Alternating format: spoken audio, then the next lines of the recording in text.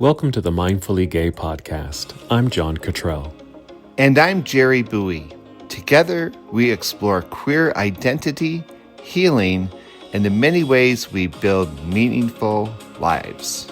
In today's episode, More Than a Boyfriend, Redefining What Gay Relationship Means, we're challenging the idea that relationships have to look like the heteronormative scripts we grew up with.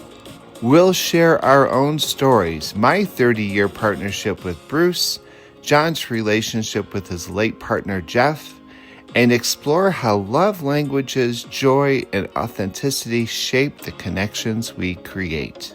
So whether you're partnered, single, or somewhere in between, this conversation is about discovering what truly brings you connection and joy.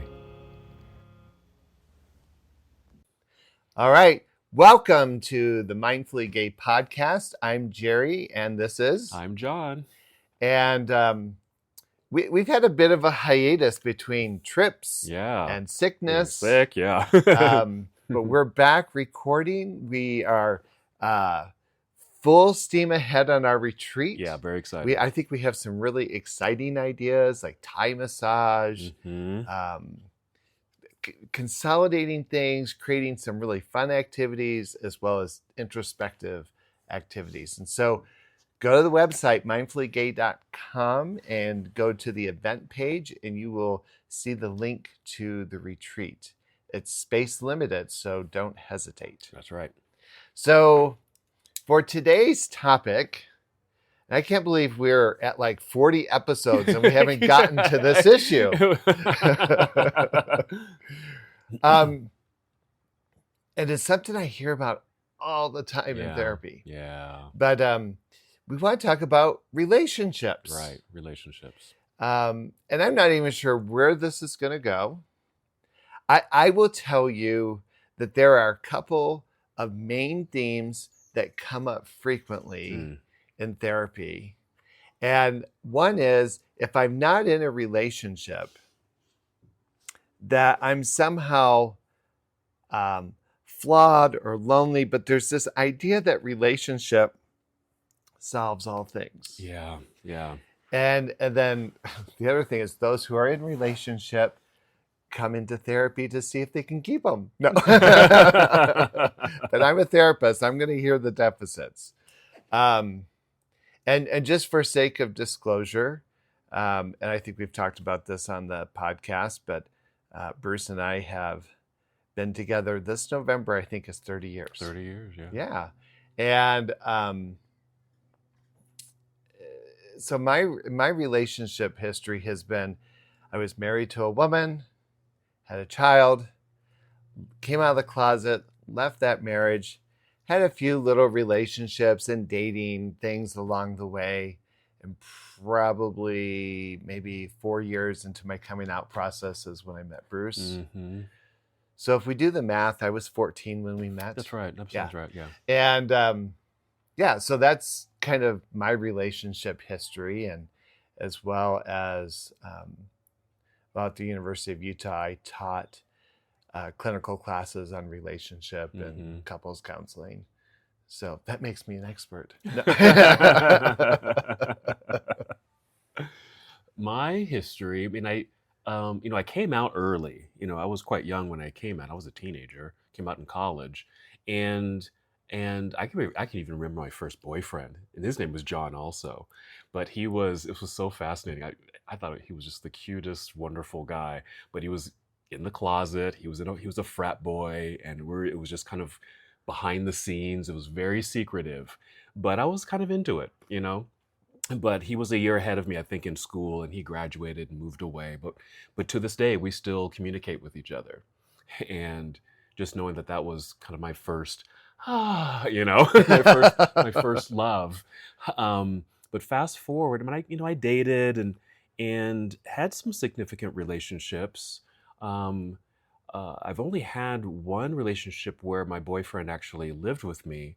We were together a few years, and things didn't work out there. But then I met, and Jeff. Yeah. And Jeff and I were together a little over 10 years. That's a long time. Yeah, for a long time. But and my heart and soul really have claimed him as my soulmate, and he passed away some years ago, and but and I haven't had a significant relationship since. But there's some things, and we can get It's into it. because you go to bed at 6 p.m. You got to stay up. That's when the gay boys come out. They gotta come to my world.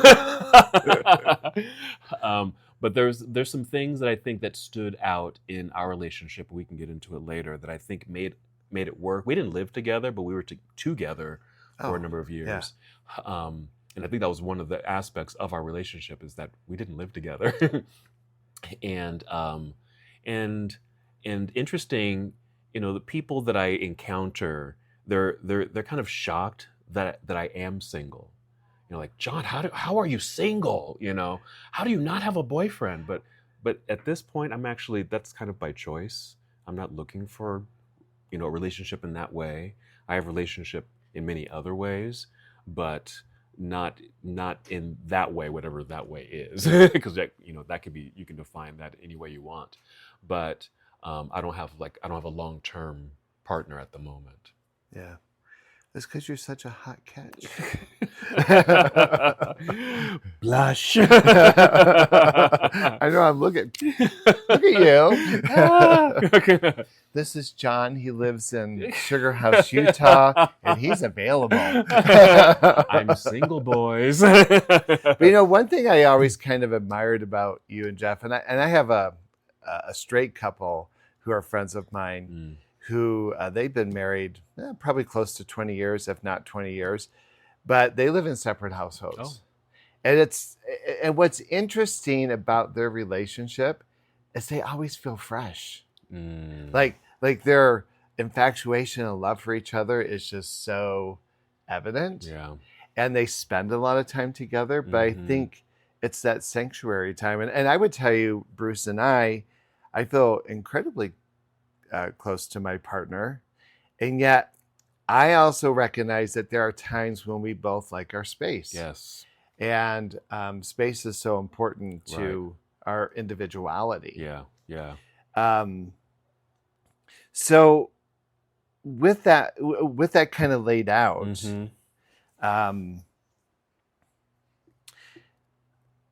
I think it's interesting, and maybe it's a Utah phenomena. And for those of you that aren't from Utah, Utah is a very heavy Mormon culture, and an aspect of that culture is the concept that families are eternal. Yeah. And so, where I grew up, a courtship that led to marriage was a 2 to 3 year process. Here in Utah, it's 2 to 3 months. Yeah. Mormons find each other. They waste no time. Part of it is because they're maintaining celibacy before marriage. And so they meet each other, they fall in love, and whether they should or not, they get married. And there's a lot of privilege that comes in the state of Utah for being married, being coupled. Yeah. And I think in some ways that is also translated here in the local gay culture, I think so too. A lot of gay men who are coming from that history. I'm sorry, I'm distracted. Yeah. I think a lot of people who come from Mormon history bring that into their gay lived experience and start to think that the only valid and legitimate way for them to exist is to be in relationship.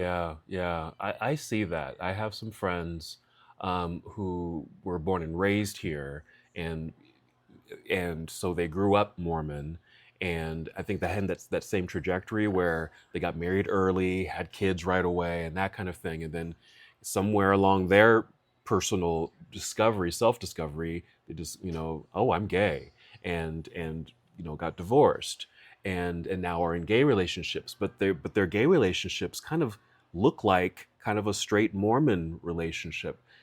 And I just really just picture that as, well, that's what they know. Yeah. That's what they know. It's like, even like when they were dating, it was like it was almost like a rush almost to get married and to be, in relationship and be a couple and live together and just do the whole marriage thing. And and in these cases, because they were married and have kids, so they have kids, Yeah. and now grandkids and things like that. So it's very interesting how, yeah, there's this mirroring of, a gay relationship here, especially if the gentlemen were born and raised here and lived in that culture, that kind of mirrors, a straight Mormon, couple in a relationship here. Yeah. Very interesting. So I guess I want to put that out there because I think the distress that I see with a lot of folks who are not coupled is this idea that they're less valid or legitimate, Yeah. or that somehow the scope of happiness comes in having a shared relationship. Mm-hmm. And I know people don't ever believe me when I say this, but it's like, I don't know that relationship resolves those issues. Yeah, I would have to agree with that. Do you fall into, or do you run into folks, whether it's in therapy or outside of therapy, single men, gay men, like, I gotta find a boyfriend. I need a boyfriend. Yes. Yeah. My problems in life are in relationship to not having a partner. And if I just had a partner, then it's going to solve feeling lonely. It's going to have somebody to do something. It's interesting. We create these interesting Prince Charming, Prince Charming. Yes, right, to show up. Yeah. Prince Charming is the toilet paper. It's almost like everything that I have some angst about is somehow related to the idea that if I have a relationship, that resolves it. Yeah. And then there's this interest, like you said, there's this interesting template that comes from a heteronormative concept of relationship, right, that is somehow ideal or normal. Mm-hmm. And one thing I like to point out to people is, first of all, the heteronormative narrative is not working for straight people. Not yours. Mm-hmm. 1 out of 2 relationships end up in divorce. Right. So why do we want to replicate that other than some obnoxious addiction to some outdated story that doesn't work for anyone? Exactly. Yeah. It's fascinating. Like, do you then kind of quiz those folks? Like, well, what does that really resolve? And have them even kind of take a step back and, look at relationships around you. What do they look like? Would you want those same kind of relationships, or are you looking for something different? Yeah. And it's just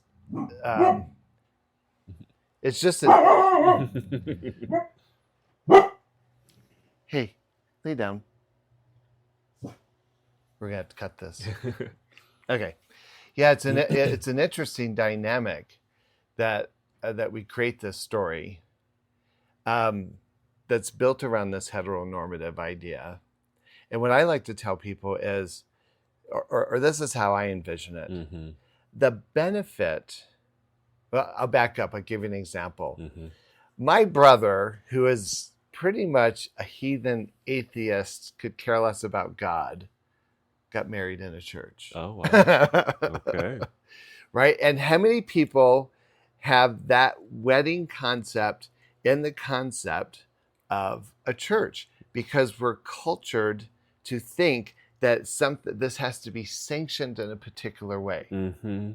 And I think the benefit for us having been excluded from the Christian concept of slavery, right? But to be liberated from that is, as queer folks, we have been left to the business of finding our authentic voice outside of the dogma defining it for us. That's it. That is it. I think that's really the crux of this, to me, as far as gay relationship. We really have a wide open book. Yes. We can rewrite that narrative. We can rewrite that story. But you're right, we get kind of stuck in that narrative that, it needs to be sanctified in, in a religious way or in a church, or it's just we just have a picture of what marriage is supposed to look like. Yeah.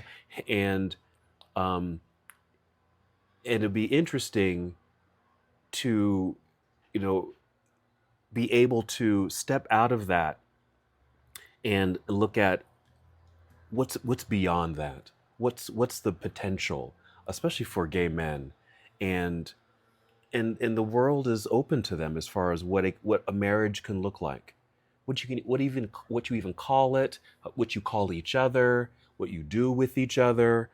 I mean, it's such a. I think we have such an advantage, really. We define it under our terms, Hmm. or we have that We have option, that option.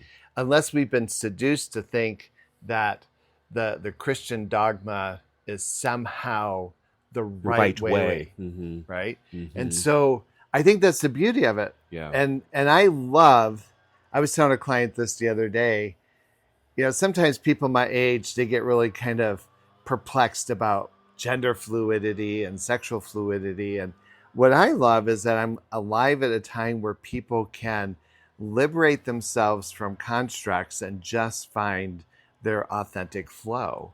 And I think that's true of relationship. Absolutely. Um, uh, so, well, I guess I wonder, it might be interesting to point, like, what are the norms? Hmm. What are the expectations of relationship that would suggest normality or validity? Does that make sense? Hmm. Like, for instance, Hmm. monogamy? Yeah. Why does that sound like a wood stain? No.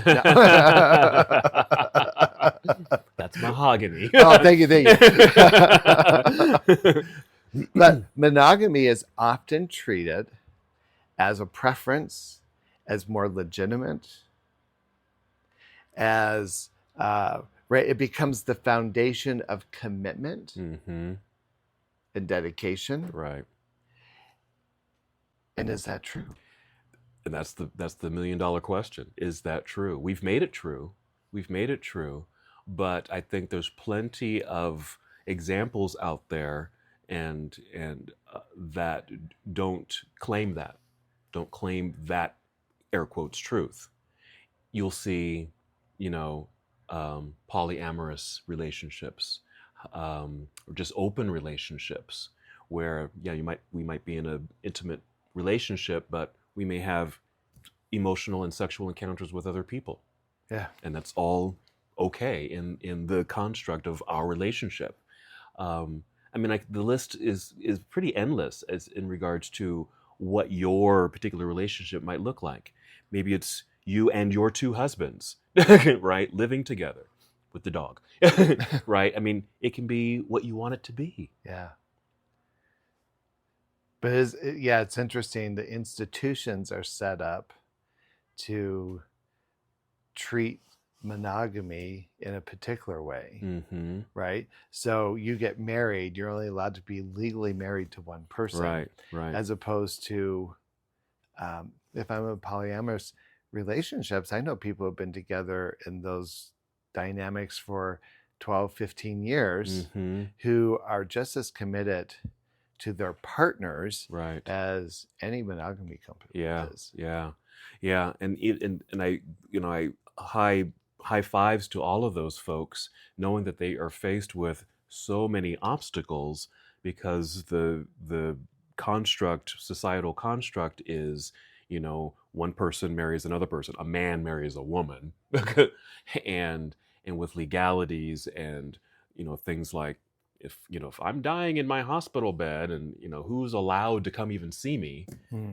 visit me on my hospital, it has to be my spouse or a relative, Right. right? I mean, we run into so many obstacles of that form, but there's people who are willing to jump that hurdle Right. for the sake of their love and their commitment that they have made, and have claimed that for themselves. Like, this is important to us, and we'll overcome whatever comes our way. We'll make do. This is how we live. Well, I think that's here's an observation that I've made through the years. I work with a lot of polyamorous families, and almost verbatim, there is such, by necessity, there is such a deep commitment to communication, negotiation, feedback, planning. Yeah. Right. That I have found in the poly dynamics that I've worked with, that Yeah. there are individuals who somehow accelerate or break through the stereotypical norms about Stampede. they're just running because they're sure they're going to miss something. A cart. That was a duck. Are those ducks? No, they sound like pheasants. They are pheasants. Yeah, they were pheasants. Hi. Side note, we're outside. We're in nature. Every time this happens, it's always peaceful out here, but we put on the camera, forget it. So we just saw pheasants fly by. Which is a new thing. Anyways, what I was saying about poly relationships, my observation is the necessity of those relationships is an expectation of open communication. Yeah, and if you think about how the heteronormative concept works, right, there is a built-in hierarchical dynamic. And people can be really conscious about challenging those dynamics, but it often defaults to stereotypes around gender expectations. Yes. So I think one thing I've seen in gay relationships sometimes is you have two individuals who are in a power dynamic with each other, right? The need to be right, the need to have control, right? Which is kind of very stereotypical male dynamics. Sure. Right? So I've often found the challenge in working with gay men and couples counseling is getting them to be participants in active listening and skills of empathy, of getting outside of their own lived experience or paradigm to negotiate. Right. That's reminding me of something as I was kind of thinking about this topic, and what would help in any relationship, but I think in particular in gay relationships, especially in the dynamic that you just talked about. And I'm fascinated by the 5 love languages, and I think they can be helpful tools, I think, for anybody, but I think in particular some of these relationships. And so some of those are, the 5 love languages. So these are ways that people express and receive love in relationships. Just how do you give love? How do you show love? How do you like to receive it? And they're words of affirmation, quality time, physical touch, acts of service, and receiving gifts. And I like that last one. And so I think these are nice things to even just kind of think about, especially if you're in maybe you're a gay couple, you're in counseling or something, and that might be something just to contemplate. Like, what are the dynamics that are leading to struggle perhaps in the relationship, and maybe it's part of that communication, that dynamic of communicating, and what you expect from your partner. Well, let's break those down. Yeah. Okay. What was the first one? So the first one was words of affirmation. And so that's like, expressing affections, like, oh, I love you so much, honey, and just saying that out loud. Yeah. Because I think in some cases, and I can think of like my father's generation, he didn't ever really said, I love you, but he would show his love through, he worked hard every day. That's how a man would show his love for his family, but didn't say, I love you. Right. So, but some people need to hear that. They need to hear those words of affirmation. Oh, thanks for doing that. That's so wonderful. Thanks. Oh, I love you. I worked with this couple. They had been together for 20 years, and the dynamic was one partner was feeling somewhat disregarded or alienated. And in one session, she's like, in 20 years, I don't think you've ever said you love me. Wow. And the husband's response was, I told you I loved you when we met. Wow. And in his mind, he had, He already put a stamp on it. yeah. And she was like, in the absence of hearing it, Mm-hmm. was feeling disregarded, not Mm-hmm. appreciated, and had deep, right? And I can, I'll tell you, I love Bruce to death, but we are very different people. I'm Italian, Sicilian. We're very passionate people. We're very outwardly affectionate. Mm-hmm. And my partner comes from very rural parts of Nevada, kind of a rancher construction kind of background. And so I can be rather overtly flirty and often very engaged with love language. Mm-hmm. And he always looks like a deer with the headlights on. like it registers, and he banters with it a little bit. Yeah. But it's not his first way of communicating. Right. However, like take Mindfully Gay. He participates, but knowing that it's coming, his language of love is full on engagement and orchestration to make sure it flows in a good way. Yes, logistically. Absolutely. But every once in a while, I know that I have to kind of remind him. It's like, do you love me? Just need to hear it. Just say it. Yep. Say it. Yeah. Mm-hmm. So, and I would tell you that those words of affirmation are critical. Yeah. What was the other one? So another one is quality time, giving someone your complete and undivided attention. And I think, without cell phones? Okay, without cell phones, right. Like you don't text it? And I think, like you were just saying about Bruce will, when he's engaged in something, he's engaged. Yeah. And will give his full presence in that thing. And he also is able to give you space and give you that luxury of, be yourself, do your things. I'm okay. Right. So just quality time. And, because some folks, or at least one in the relationship, might just need some cuddle time, or let's just watch TV together, or let's have dinner together. Let's go out, something. Yeah. Something.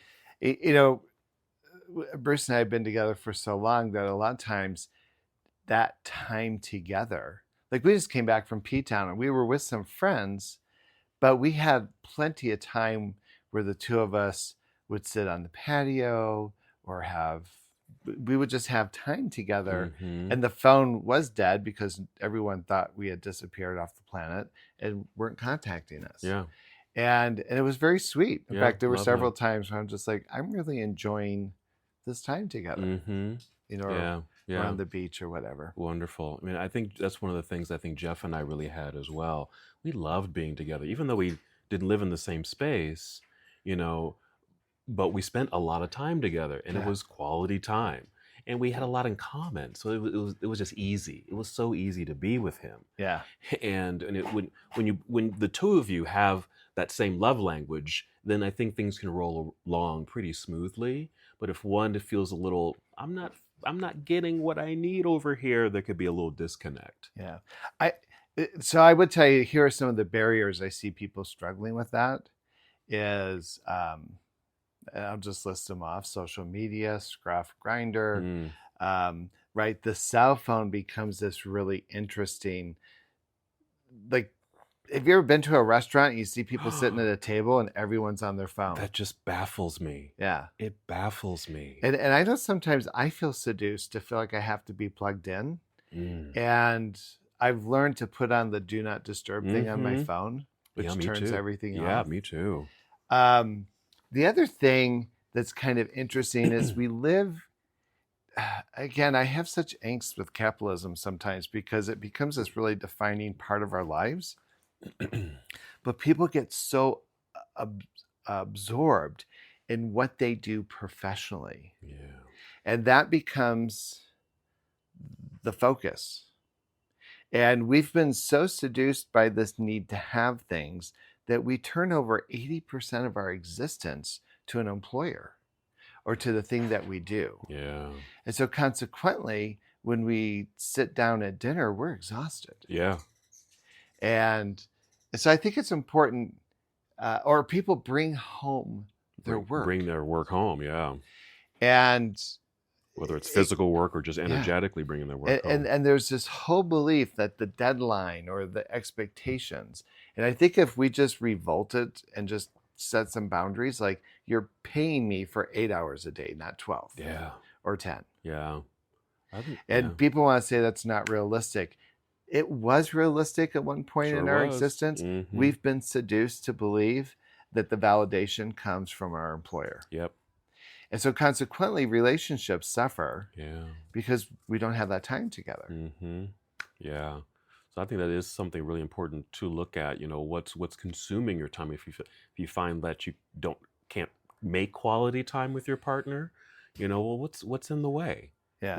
What's in the way? And like you said, often it's work, or just these other distractions. We have so many distractions, like you said, the phones and things like that. So I think it is important to have that dialogue, you know, whether, you know, you're in counseling or not, just sit down with your partner. Like, we need to carve out time, you know, Right. even if you have to schedule it, that's okay.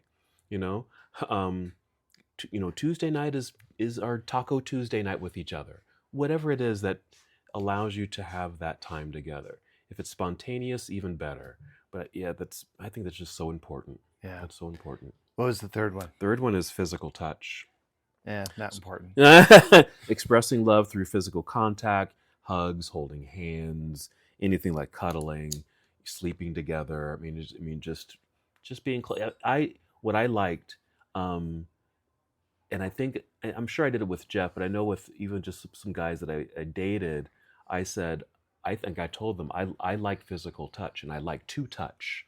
And so even just the casual, they're washing dishes, I'll probably just come up and just kind of just, my hand just brushes on their shoulder or just down their back, you know, just nonchalantly. But that's just my way of saying, I'm here and I see you and I love you. Just that casual touch. And when I got that in return, it just meant the world. I know Bruce and I will do random hand holding. Random hand holding. Like maybe we're in the car and he might have his hand on the stick shift and I'll just kind of reach over and put my hand on his. And there's just something that's like, oh. Mm-hmm. But to be touched is, and I've seen a lot of people, you know, if I were to say, what's the one myth about gay men? We like to think that gay men are always having sex. and whether it's an open relationship or not, the sexual contact between two people in a committed relationship cannot be replaced by recreational sex, by masturbation, or any other form. There's something about the connection of two people physically and intimately that is powerful. Very powerful. And not to be taken lightly. And I can tell you how many times I almost always ask people who come in for couples counseling, tell me a little bit about the intimacy between the two of you. Yeah. And I'll say, oh, well, it's been a couple months or it's been a couple of years. Wow. And then as I start figuring out what's going on, is the lack of intimacy is often, not always, but is often connected to some other part of the relationship that's creating problems in the connection. Right. So if you're always critical of me, if it always feels like you're judging me, or if we're arguing, it's hard to want to be sexy with you. Yeah. And so what's interesting is when I'm working with couples around sexual intimacy, very seldom do I encourage them to have sex. But we'll work on other components of the relationship and then even explore non-genital expressions of physicality. So maybe offering your partner a massage with no expectation of sex. Right. And what's funny is clients always come back and say, we had sex. Because it might just lead to that. But but it can start with just reintroducing that aspect.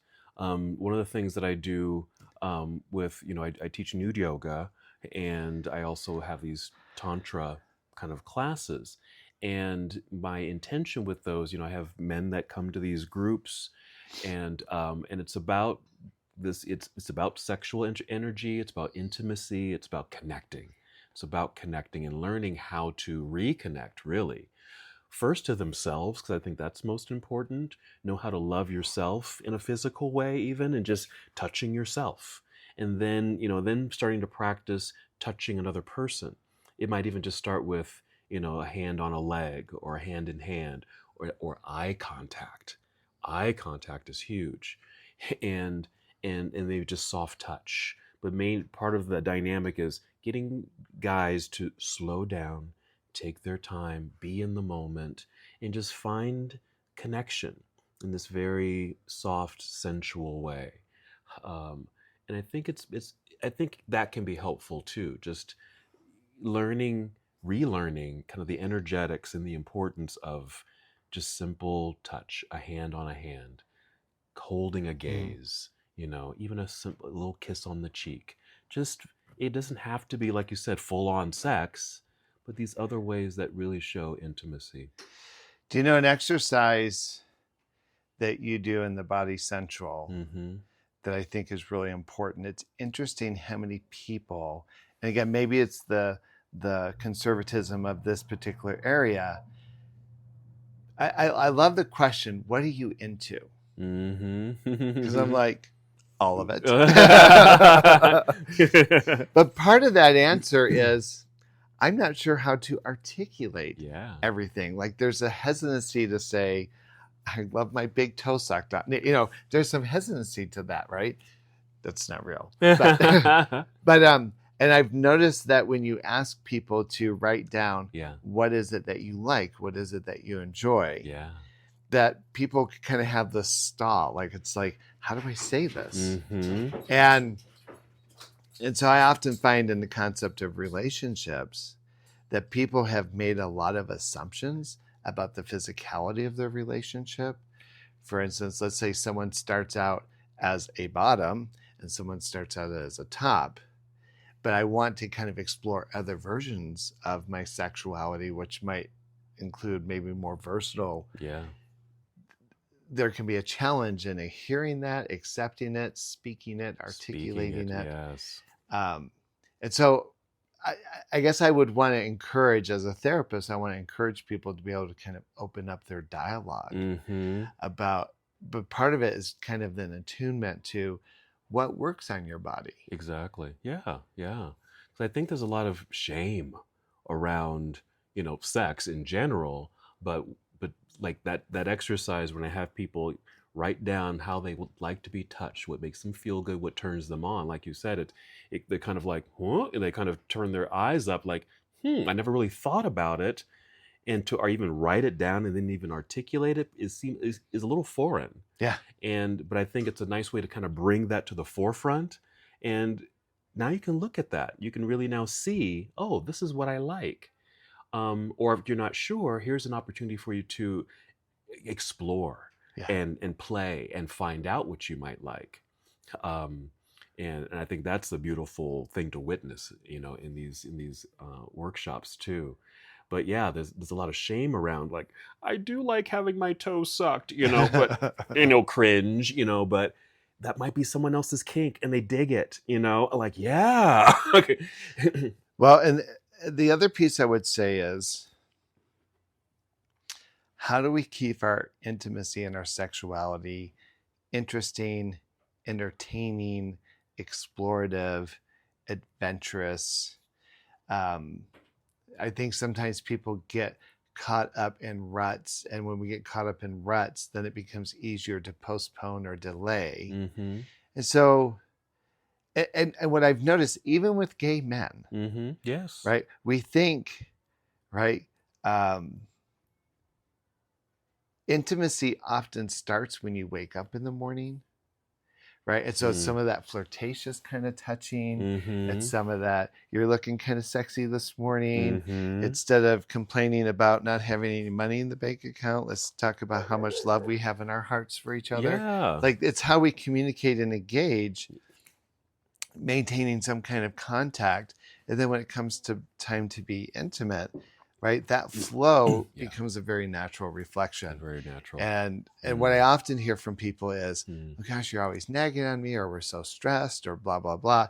Like, clearly everything that's happened prior to bedtime or whenever that playtime happens yeah, factors into whether or not I feel willing to engage. exactly. Yeah, it builds up those walls and obstacles, and that's another thing that I do in most of the things that I do, in my work. With yoga, with the tantra work, meditation. It's about trying to pull away the curtain and break down the walls, those barriers that uh, doesn't allow for something like this intimacy to occur.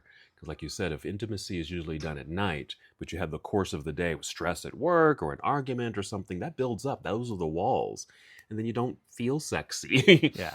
and sexual, and so it makes it hard.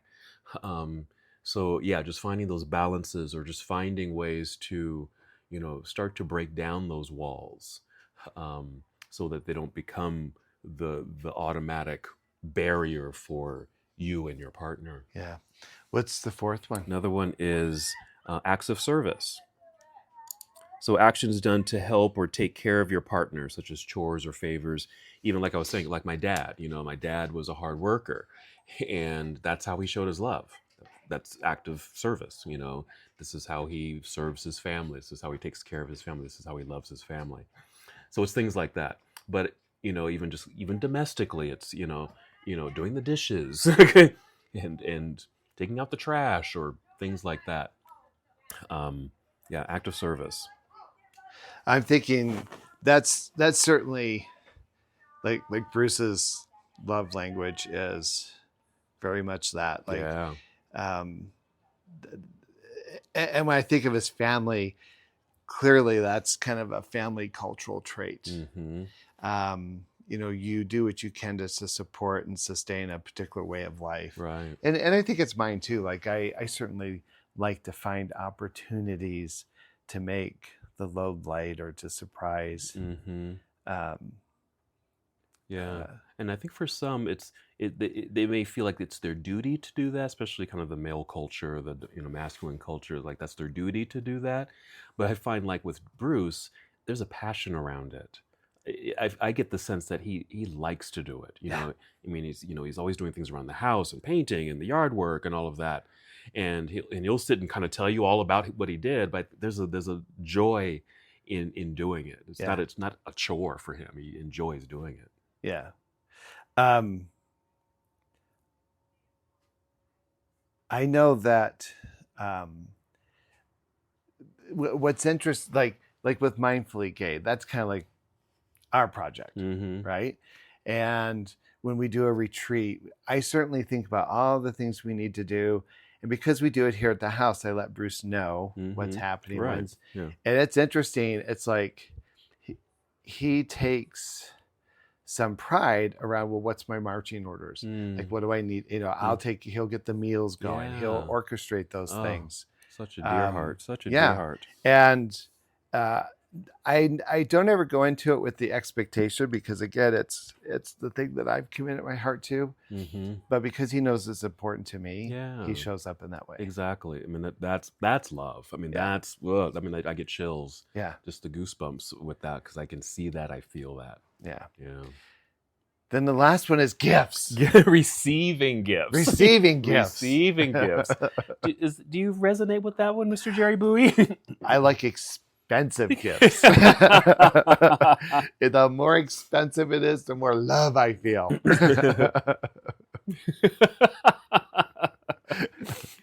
And are you receiving that love? Not enough. We need a lottery. We need a lottery, right? Right. What do you think that means, though? Receiving gifts. Also, what did they say here?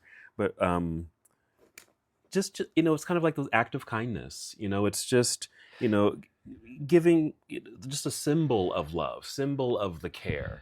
It's not for some. We talked about words of affirmation.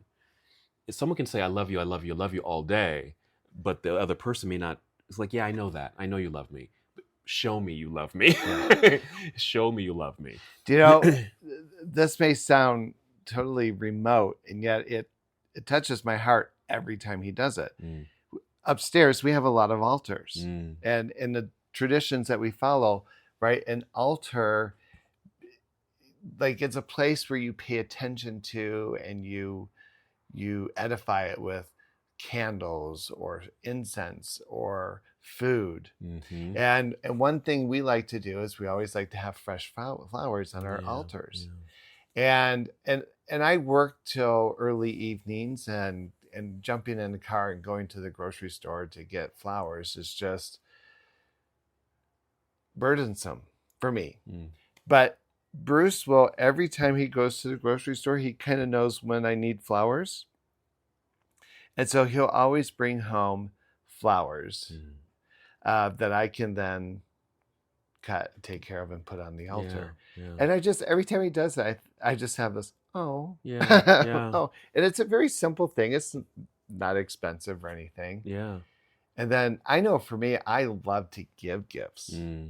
Like, I'm quite stealth. We have a friend who just had a birthday, and several months ago, he talked about this comedian that's going to be in town and how much he loves this comedian. And, well, I thought, I'm going to buy these tickets and then find a birthday or a holiday I can give him. Yeah. Right? Yeah. And I love that. And that's Yeah. with Bruce. I love to kind of pay attention. Yeah. And at some point he'll say, like, for instance, this might seem like a stupid gift, but he's always complaining about our culinary knives. Oh. Because I put them in the dishwasher. Yeah. And to him, that's a sin. So I talked to a friend of mine who was in the restaurant business, and I said, I need a set of good quality knives. Yes. Got these great knives, got a little thing he could wrap them up in.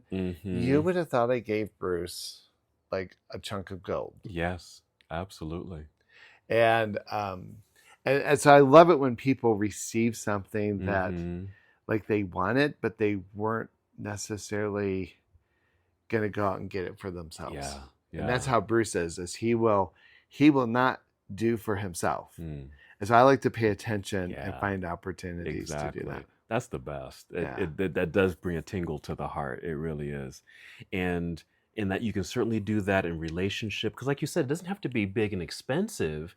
Just simple things, a little love note. I'm thinking about you. A Post-it note on the refrigerator or on the bathroom mirror. I mean, it's just little things like that. And just like, oh, he's thinking about me, I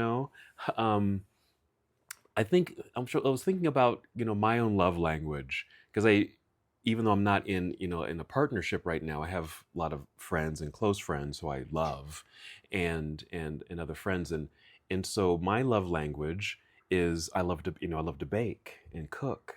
So I like to cook for people. I love to bake for people, and I noticed you didn't bring anything today. Nothing today. Bitch. No. But that's my way of showing I appreciate you, I love you, because I don't do that for everybody. The sourdough bread is amazing, and the chocolate chip cookies, he loves you with those. And then to kind of flip the script a little bit, when I'm seen in the same way, how do I explain this? When, like you said, it's so like you're stealth about giving a gift. You really listen, you pay attention. I think that's key. You pay attention because the person may not buy for themselves, and but you're listening. It's like, they mentioned that comedy or that comedian or those knives or whatever it is, and you get that gift and really surprise them, and I think that person is really, they felt seen. Because I love to bake, I have like one of my yoga students. She's always like bringing me little recipes. Like, oh, John, look at this. Look what I found in this magazine. I'm like, just speaking my language, and for like Christmas, she brought me this beautiful gift basket just full of baking items.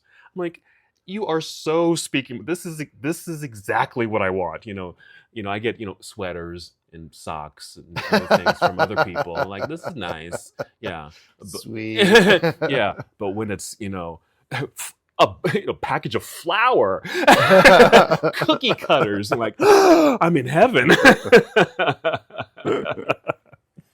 Well, I want to go back, just talk to our friends who are not in relationship, right? So we just kind of talked about, here are some basic language, basic skills of relationship.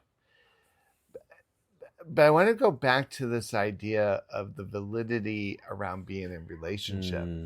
And here's what I would say is, being single requires me to do a layer of work, right? And I often think that layer of work is around self-acceptance, understanding myself, validating myself, right? That's kind of individual work. And what I would say is, being in a relationship shifts the work. Still very individualistic, right? But navigating myself in the context of navigating someone else still has its challenges. Yeah. And, Bruce and I have been together for 30 years, and I would tell you that there are times where individualistically we may feel lonely, we may feel somewhat isolated, we're not always fully engaged with each other, and then there's some times where we're just in complete celebration of being together. Right. I don't know that being in relationship has resolved anything, but it does shift the focus a bit, and I think makes it even so. Relationship doesn't resolve anything; it just shifts. It shifts. Yeah, it's a different perspective of living. Yeah. I think we can even step back a little bit. It's just how we label, relationship, couples, being single. I think we can even kind of step back, and if we can maybe lightly erase those terms for a moment, you might have a different perspective of what being connected with someone really is for you, because I see, like, you and Bruce, and I had this with Jeff. We were still our whole individual selves, and myself was enhanced by his company and his connection to me and my connection to him. It was a different perspective on how I even just saw myself. There was a movie, I think it was with Tom Cruise. I forget who the female was, but at some point there's a line that says, "You complete me." Oh, yeah. And I just want to hurl when I hear that. It's like Jerry Maguire, I think. Yeah. I was going to say Toby Maguire. But Jerry, yeah. I found my other half. Yeah. So is there half missing? Yeah. Yeah. And what makes you think finding this other half, or my better half? My better half. Yeah. All those terms are really... I literally, in therapy sessions, will get up and slap people when they say it. It's like, not in my office. Yeah, right. Okay, I don't really do that. But there's an excellent book. It's been around for 100 years. Probably most people don't know about it, but I remember reading it and being really profoundly shifted by this book. And there's a workbook that goes with it. It has some really great exercises. But the name of the book, in and of itself, is provocative, because the name of the book is Intimacy and Solitude. Interesting. And the author's name is Stephanie Dowrick. Okay. And the premise of the book is that in the places of solitude, of singleness, if you will, is the opportunity to know yourself and to complete yourself, to find this place of internal validation. Yep. And her argument is that relationships work best under the concept of solitude, coming to know yourself, whether in or outside a relationship, but finding that sense of interdependency or independence. Yeah. And then bringing two complete people together who don't feel a need to absorb each other. And so I kind of envision it as like a scrotum. You have two circles encompassed by a broader circle. Yeah. Okay. Sometimes you see relationship as like The two circles. intersection. Yeah. Yeah. And she has just kind of separated the intersection and said, there's person A, person B, and then the relationship becomes kind of subject C. Mm. And I really like that idea, because what I see in the challenges of relationship is that people are trying to resolve their issues through each other. Right. Right. And so in terms of being single, right, what a beautiful opportunity to find the inner orchestra, to find the inner symphony, to find all the pieces of you that are whole and beautiful and coming to love your body, your spirit, your mind. And then recognizing that is an offering that you share with someone. You don't give it up. You don't negotiate it away. Yeah. You bring it to the table. Yes, absolutely. And you honor it. And if I'm in relationship with you, I'm going to honor who and how you show up in the world. Yeah. I guess, Bruce and I are fairly different people. And I think in our relationship, we've come to respect the individuality of each other. Yep. And yet, you tell me as an outsider, sort of, but I think our relationship in and of itself is a identity. It is how we move and flow. Absolutely, it is. Absolutely, it is. And that's a wonderful way to look at it. It's an identity. It has life. It has a purpose, and you get to live within that and experience it and shift it and change whatever it is. But again, it's these two individuals with their unique selves, and get to orchestrate what that looks like. It is an identity, and I think that's a wonderful way to look at that. Well, and I think the key to that is Bruce and I, and again, it's through these shamanic paths, right? The ceremonies, the plants, even though we both work in these traditions, how the medicine reflects through me, shows up through me, how I relate to it is mine. Is yours. And how Bruce works with his is his. I can't do what Bruce does. Right. And Bruce can't do what I do. Right. I mean, we could go there, but there's no need to. There's no need to. Right. And I think that's something to think about, because what that requires then is for me to understand who my partner is in terms of their language and the luggage that they bring into their relationship. Not that it should be changed or commandeered to fit my agenda, but to look at it and appreciate it for how it shows up. How it shows up.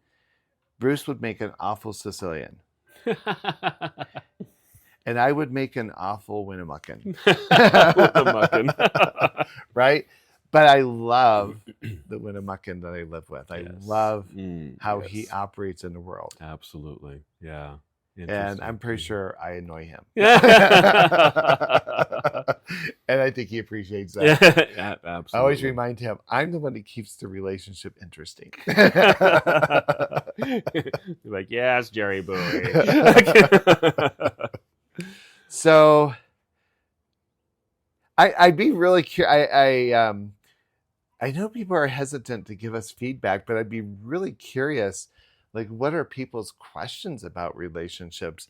Where would this conversation go if there was a group of men here talking about relationship? I'd be really curious about that. Yeah. Be very interesting.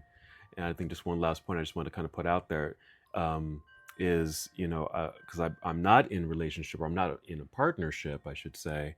And when people say, how are you single? I almost kind of shudder a little bit, because I don't use that word to I don't identify as single. I don't feel single. Because I feel like I'm in a pretty good relationship with myself. Yeah. And I love that. And I have wonderful relationships, intimate, close relationships with people I don't live with or have sex with, right? And I feel like that's my family. You're my brother, you're my sister. I mean, I feel very connected. I feel like I'm enriched with relationship. Yeah. without needing to feel like I have to have a single partner. Yeah. You know, so I think this is another perspective one can have if you're single, or not in the traditional relationship. How, what's your relationship with yourself? How do you live as a single person? And where do you find that enrichment of relationship? Or how does that, if that's something you're searching for, how is it, how do you search for that? How is it enriched, and how would it enrich your life? And does it have to look like that, cookie cutter way of being in relationship? Yeah. Maybe you have relationship and just don't know it. Yeah, like, let's be creative and fluid in the concept of relationship. Mm-hmm. I know we're getting ready to close here. We're sitting outside partly because we appreciate the natural lighting, and there's challenges in being outside because there's people on the golf course, and of course my dogs are idiots. But we're sitting out here, and I just want to, people don't realize is we've had a lot of visitors here, hummingbirds. Yes. Like a lot. And the archetype of the hummingbird in a lot of native traditions is about the representation of joy. Oh. In South America, the hummingbird in the Amazon is like as sacred as the eagle is to the Native Americans, right? That's right. It brings a healing medicine. Mm-hmm. And I've been kind of watching the hummingbirds and Mm-hmm. almost a little distracted by them, but they've been very evident in this conversation. Mm-hmm. To be considered in whatever way you want to. But I would like to think that in this conversation about relationship, right? We've talked about relationship with self, relationship with partners, creative relationships, dynamics of relationships that can be useful. But one thing I often like to draw attention to with my clients is, does your relationship bring you joy? Doesn't have to be a constant, but in your quiet reflections, as angry as you might be or as frustrated as you might be, is the overarching narrative of my companionship one of joy? Yes. And I think that's something to consider, because I think we much. get into relationship and we think of it as a final call. and I just want to encourage people to be willing to find joy in their life in whatever way that looks. In whatever way that looks like. So, great ending.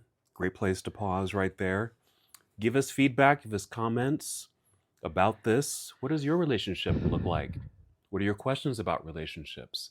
Contact us through TikTok. We're on TikTok. Yeah. Instagram. So TikTok is just at mindfully gay. Is that correct? Instagram, at mindfully_gay. You can certainly go to our website, mindfullygay.com. See all our events. We got the retreat. We're excited about that. But just reach out. We know that you're listening to us. We run into a lot of people out there who have been listening, and we really appreciate your ear. And we also want to hear your voice. Yeah. The vision of Mindfully Gay isn't to just talk to an audience, but to have conversation. Yeah. And so whether you agree with us or not, let this spark dialogue with you and your friends. And until next time, we'll see you on Mindfully Gay Podcast. Thank you for listening to More Than a Boyfriend, redefining what gay relationship means. We hope it sparks some reflection on your own journey with relationships. We'd love to hear your stories too. Connect with us on Instagram at mindfully_gay. And visit mindfullygay.com to learn about our free social events and ways to join our community. If this episode resonated with you, please take a moment to rate and review. It helps others find our podcast and join the conversation. Until next time, thank you for being with us. Stay mindful, authentic, and joyful.